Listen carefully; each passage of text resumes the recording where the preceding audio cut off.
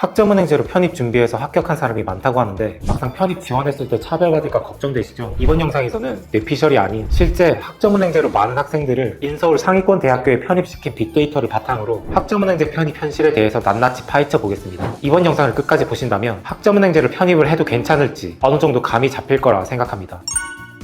학점은행제로 인서울 편입 지원 시 실제로 불이익을 받을까요? 네, 그럴 수도 있습니다. 인서울의 경우 서류로 자소서, 학교서를 제출해야 하는데 편입 지원한 학과와 다른 학과를 전공했기 때문에 편입하고자 하는 학과와 관련된 경험과 지식 등이 부족하기 때문에 이 점을 어필하기 쉽지 않을 수도 있어요. 편입하는 학생들은 대부분 비동일 계열 학과로 편입하기 때문에 학점은행제든 전문대든 지방대든 상관없이 인서울 편입을 고민 중인 학생이라면 다 비슷한 고민을 하게 됩니다. 또한 물치과, 간호학과 같은 보건계열은 동일 계열 전공이 아닐 경우 거의 선발하지 않기 때문에 이런 학과들은 들어가기 쉽지 않습니다. 학점은행제 출신은 편입 시 불이익을 받는다는 편견이 아직까지도 있지만 이미 학점은행제 편입 합격 사례는 수도 없이 많죠.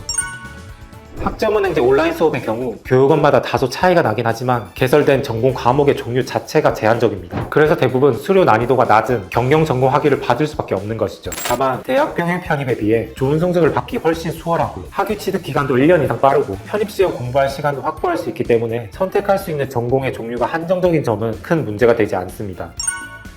전적대학점을 학점은행제로 가져오기 위해서는 해당 대학교를 자퇴해야 합니다. 자퇴를 해야 되는 부분에서 걱정을 하는 분도 계시겠지만 일부 학교를 제외한 대부분의 대학교에서 재입학을 허용하고 있죠. 만에 하나 편입에 실패하였을 경우라도 원래 다니던 대학에 재입학하여 졸업까지 다닐 수도 있습니다.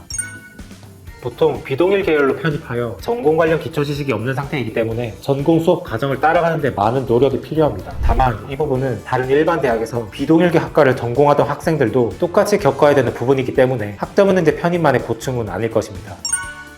편입하게 될 전공의 교수님께서 학점은행제로 취득한 전공 학점에 대해 잘 인정해주지 않기 때문에 해당 전공 과목을 재수강해야 하는 경우도 있습니다. 아무래도 학점은행제 수업 자체가 온라인으로 진행되다 보니 동일한 과목을 이수했다 하더라도 오프라인에서 교수님께 직접 배운 것에 미치지 못한다고 보기 때문에 해당 전공 과목에 대한 학점을 인정받지 못할 수도 있는 건 어찌 보면 당연한 것이죠.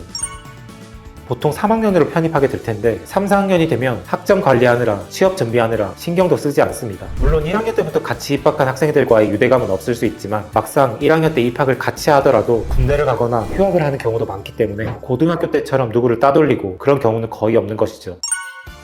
일부 기업에서 학점은행제 편입 출신인 점을 문제 삼을 수도 있습니다. 다만 자소서 작성 시나 면접 시에 오히려 이 부분을 문제 해결 사례로 넣어서 강점으로 승화할 수 있습니다. 수시나 정시로 입학하기 어려워서 많이 고민했는데 편입이라는 제도를 최대한 활용해서 원하는 대학에 들어갈 수 있었습니다. 이런 식으로 말이죠. 오늘은 학점은행제 편입 현실에 대해서 말씀드렸는데요. 학점은행제로 편입 준비해도 될지 고민이었던 분들에게 많은 도움이 되었을 거라 생각합니다. 학점은행제 편입을 고민하고 있거나 궁금하신 점이 있으시다면 아래 고정 댓글 링크를 클릭하신 후 학점은행제 편입 전문가와 무료 상담을 받아보세요. 감사합니다. 지금까지 학점위키였습니다.